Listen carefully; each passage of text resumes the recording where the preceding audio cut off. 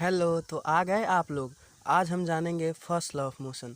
First law of motion हमसे क्या कहती है कि everybody continues either in rest or in motion unless an external force action it.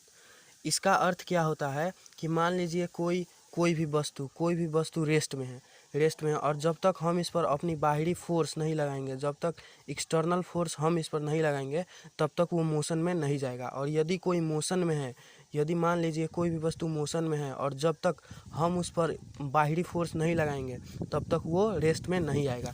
आइए हम इसे एग्जाम्पल से समझते हैं।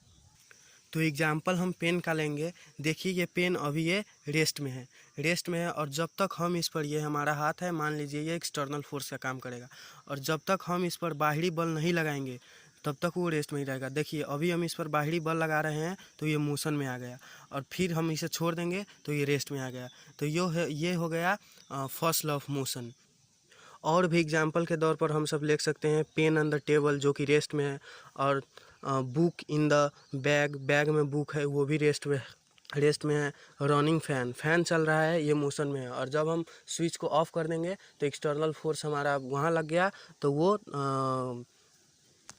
तब वो फैन रेस्ट में आ जाएगा। रनिंग व्हीकल, कोई भी गाड़ी हम लोग चला रहे हैं वो मोशन में है और जब हम ब्रेक मारेंगे, एक्सटर्नल फोर्स लगाएंगे, तब वो हमारा रेस्ट में आ गया। और एक बात, फर्स्ट लॉ ऑफ मोशन के हम लोग लॉ ऑफ इनर्शिया के भी नाम से जानते हैं। लॉ ऑफ इनर्शिया के मतलब ही फर्स्ट लॉ ऑफ मोशन को ही कहा जाता है। यदि आप लोग इस वीडियो से कुछ भी नए सीखे तो प्लीज़ इस चैनल को सब्सक्राइब ज़रूर कीजिएगा। Thank you.